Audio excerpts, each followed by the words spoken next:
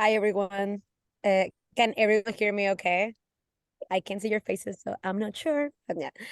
Yeah, I'm Veronica Gutierrez, and I'm the manager of growth and sustainability for Whole Blooms in Halifax, Nova Scotia. I don't know how many of you are familiar with Whole Blooms, so I'm gonna give a little bit of history and like how we started, what we're doing now, and that's gonna like what we're doing now is gonna translate in like everything we're doing for clean energy and like bringing new technologies to the Uniacke Square of Halifax. I'm gonna share my screen. Okay.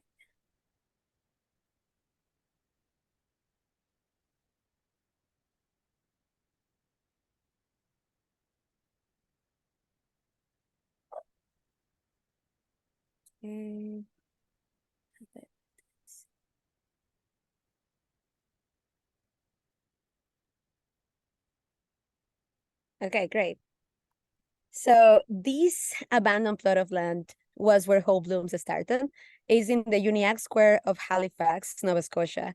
I don't know how many of you have any context of what the Uniacke Square is, but it is a public housing area where the Africville people were relocated after everything that happened in Africville. Like basically, it was prime land, and people wanted to sell that land and use it for like downtown Halifax.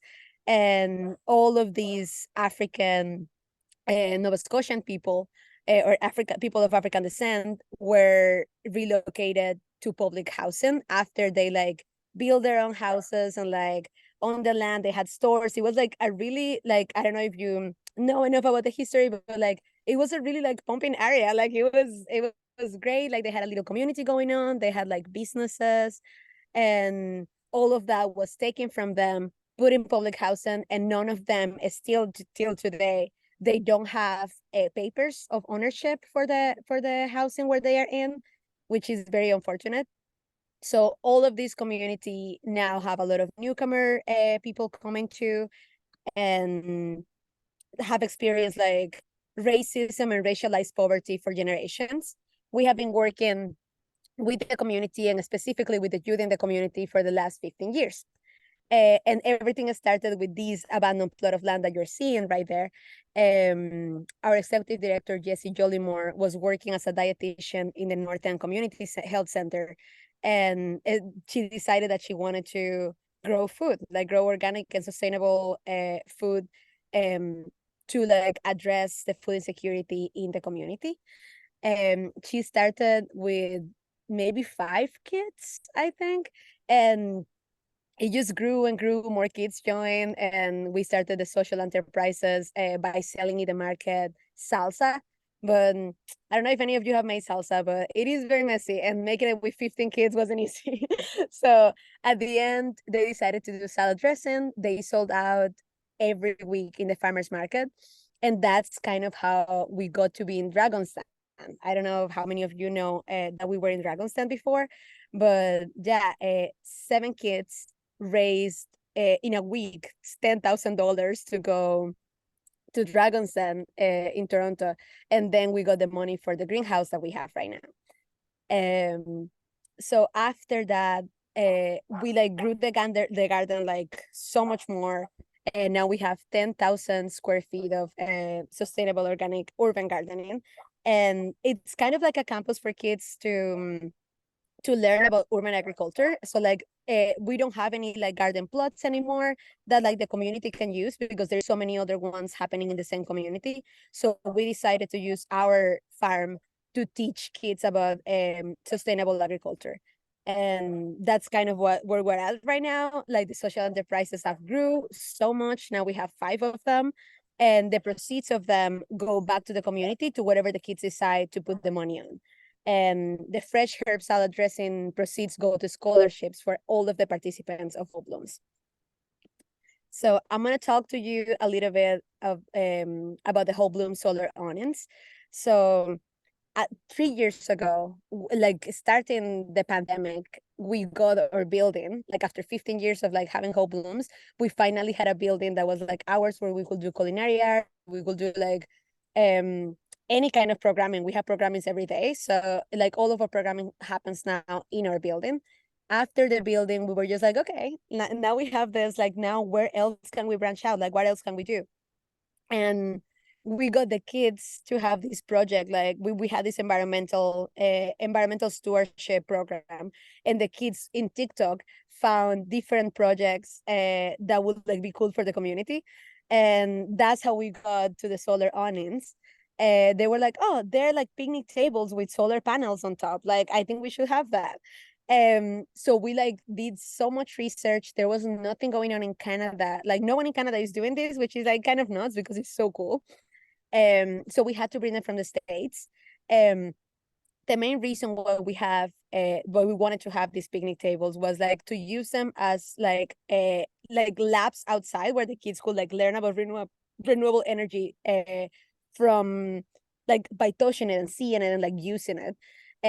But also for everyone in the community to like low-key learn like new technologies and like see these like awesome, like, yeah, awesome, like innovative ideas in front of their eyes and just like use it every day. So the solar awnings work for like it's a Wi-Fi hotspot for the community. It also like offers lighting to the whole community at night. They can charge their phones. They can like we can use them for like labs. This is the gardens now, by the way. Like, they are pretty awesome, and that one of the solar awnings is like directly in the garden. So like the kids, when they are learning about urban agriculture, they can also access like internet, and they can like just see like solar panels in real life. They are also working for irrigation system. It's now like powered by solar power. The other one of our solar awnings is like right in the park, so everyone in the community can access it. One of the like reducing CO2 emissions, it's like super important for us, and we do it with the farm, and we also like do it with our greenhouse that is completely off the grid. And now we're doing it also with these solar awnings. They are charging stations, LED lighting, and they power our farmers market as well. So all of our farmers market, like music, Wi-Fi, it has a digital currency as well. Like, it's all powered by solar awnings and greenhouse. So basically everything we do outside of our building right now, it's completely solar energy. We also have an e-bike charging station for everyone in the community that wants to use an e-bike. Let me go to the next one. Oop.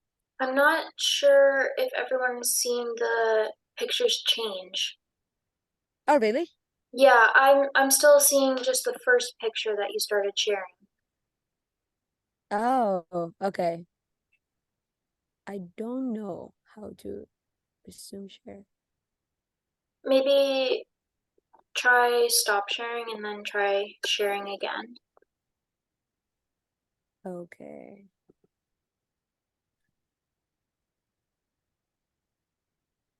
There you go. Now I can see a different one. Okay. Okay, so that's the gardens today. And which other one I had? Oh, this is not important. But yeah, this is like, it gives you like a sense of like from the like first picture that you were seeing and like the abandoned plot of land, everything we have done um in the Uniac Square, pretty much without help of HRM. Like, we were just like taking space really. And like, because no, they were not doing anything. Again, this is a historically marginalized community. Like, every time there is like new projects and innovative projects coming to Halifax, they don't reach the Union Square. So we have to do something about it, and like hopefully we can do more. Like, it's really cool that also the solar onions is the first, like, we are the first community in the HRM that have something like this. And I think it's really important that it's happening in the Union Square, and it's really important for the kids to see that they have access to these kind of things that other kids might not have even seen. Um, Especially like it does something different to their psyche and like the way they see themselves, right? Um, okay, this one, yeah, and these are just pictures. This is the other solar awning, the one that is in the bottom right. So that one is accessible for everyone in the community, and it's used all the time.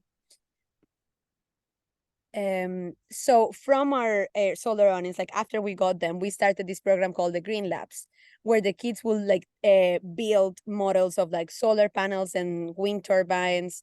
They also have built food dehydrators. Yeah, dehydrators, like passive ones, so like they can take them to their house and just like dry food to avoid food waste. So the Green Labs run year round, and it includes everything that can help them learn about solutions for climate change and to like kind of tackle what's happening, and also like just teach them ways like of things that they can do from their house and like individually to like help climate change. And it's specifically for African, Nova Scotia, newcomer, and Indigenous youth in the UNIAC Square.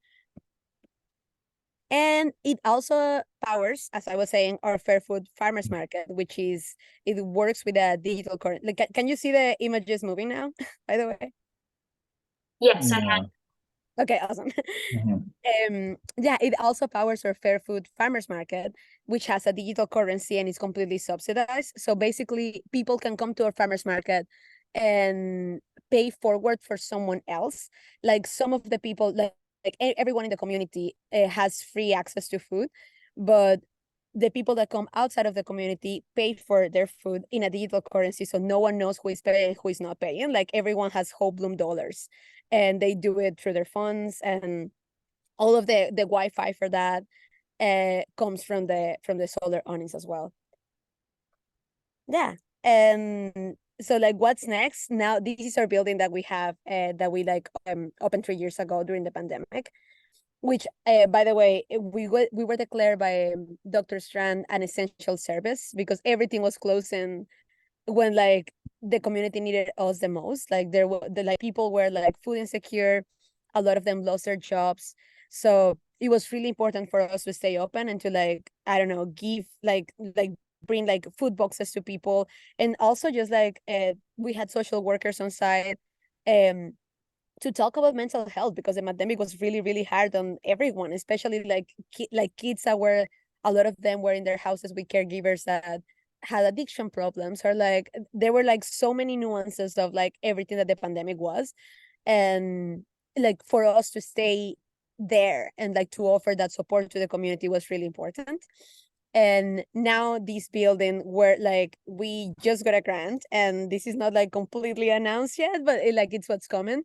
And we're gonna have a solar tracker, which is a solar panels that like move with the sun and produce like 50% extra the energy that like solar panels will produce if they are stagnant. And we're gonna produce 110% of the energy that the building needs to for like for all of our programs to run. um so yeah, we're having that maybe in the fall. We're gonna start the construction of it, which is really really exciting. What that means is that everything we're doing at Whole Blooms, building, greenhouse, gardens, irrigation system, everything is gonna be completely solar powered, which is really really amazing to have in a community that have experienced so much stigma. And that like when I moved to Halifax from Venezuela, uh, like everyone was telling me to not go to the UNIAC Square, which is like insane. Like now that I am there and that I feel the love and that I found this community and like friendship and family, it's crazy to like to think that like everyone was telling me to stay away from that community because of the stigma that it had. And now we're getting all these cool things, and like the kids are learning from like 7 year olds, since they are 7 year old, like about all of this technology and everything that's happening in the world, because we are ever evolving like world. Like we're always like innovative and have new ways of approaching things. And it like it's important that like people in marginalized communities evolve with the world, and like they know what's happening. They like now are thinking in accessing green careers like when they graduate school, which is something that like if it's not in front of your face and if you never had the education for it, you will never think of, because most of these kids are the first ones that graduate high school in their families. Like the options that they see is the options that you present to them.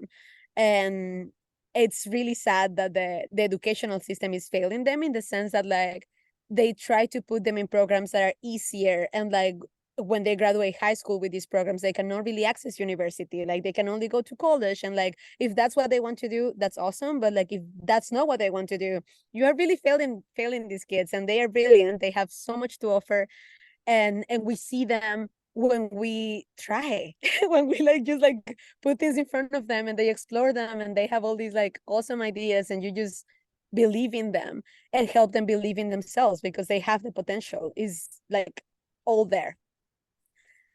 This is pretty much all I have to say about the solar earnings, but I am super open to questions, like to answer whatever it's in your mind. And yeah, thank you so much for listening.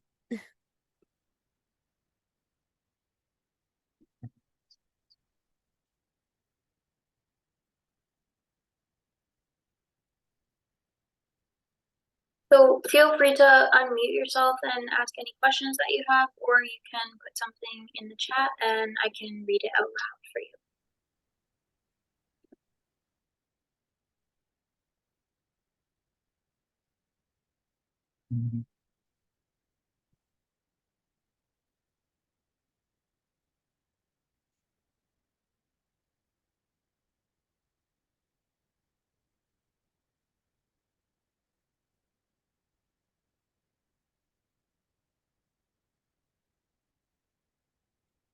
So we have a question. Are your solar stations from Sunbolt in the US, and how much did they cost? Yes, they are from Sunbelt in the US. The shipping was way more expensive than the actual structure. It was around 15,000 for each one, which is a lot of money, and it was mostly shipping because they are concrete based. Um, Hopefully we will get something like, now that we have them here, we will get any company that works with like solar energy to build them here, and that's our main goal. Like that we can see them all over Nova Scotia.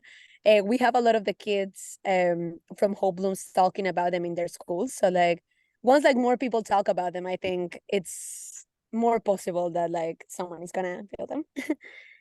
Are they completely off grid? They are completely off grid. Did you need any special permits or inspections to install them? We didn't really need a lot of special permits or inspections. Like we needed a HRM kind of go ahead just because we are in HRM land.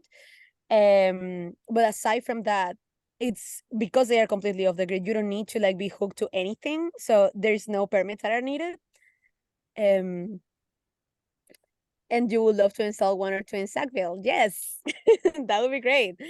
Um, if Amanda, if you want to reach out to me and I can like give you the names of the grants I apply for to get these things, I am super happy to talk about it. Um, Hopefully we can get them done here again. But meanwhile, Sunbolt was like great to deal with, and they are working perfectly.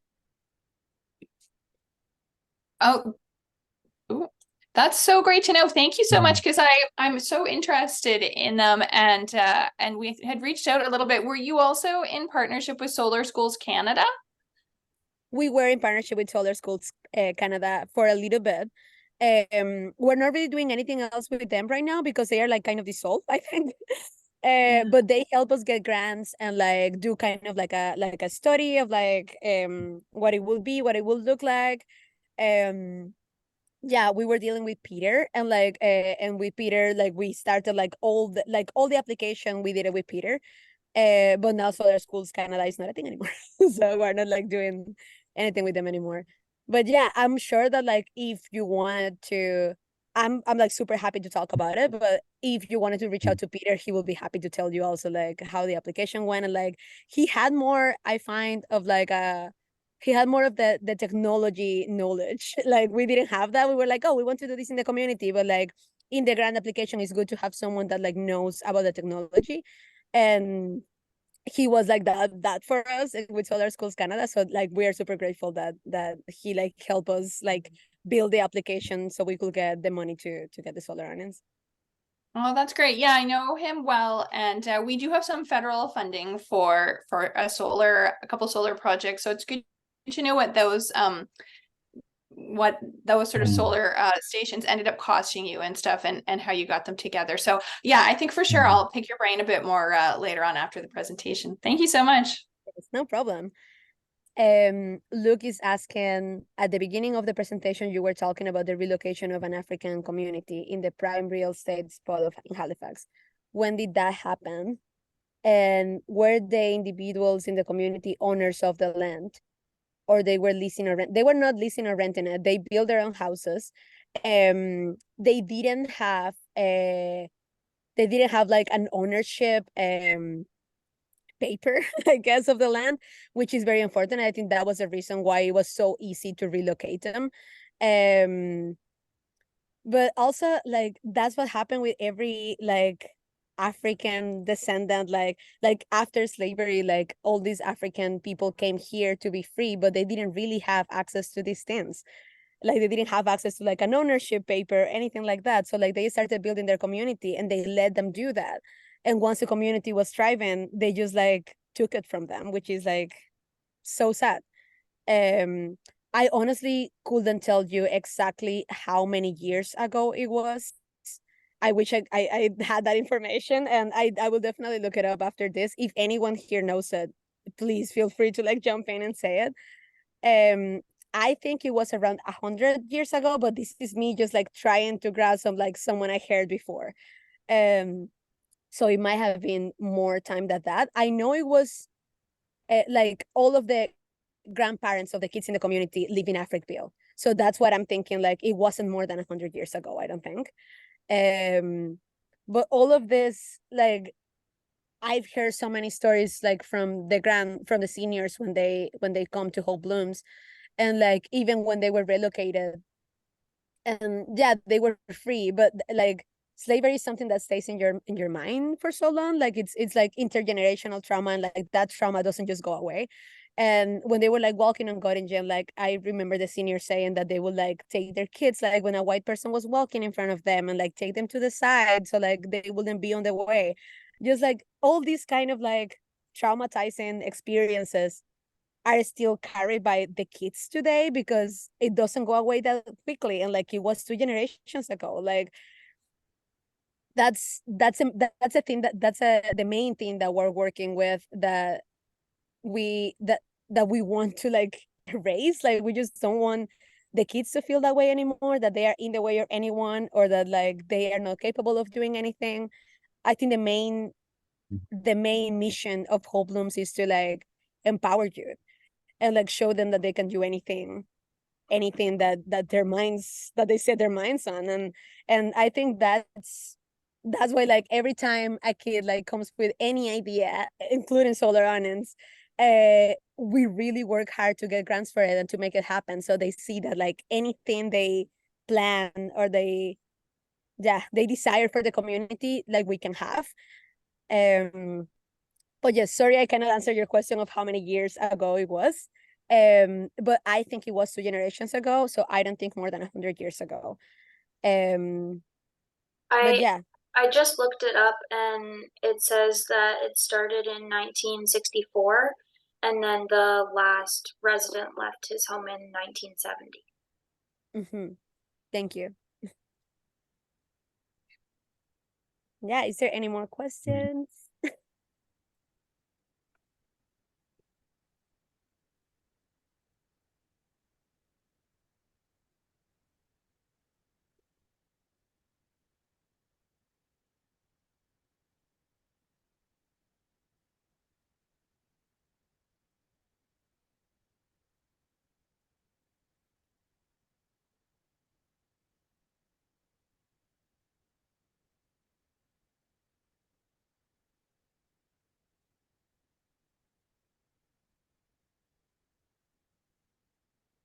Not seeing anything else come up in the chat. So if nobody else has anything to ask, then I think we can wrap it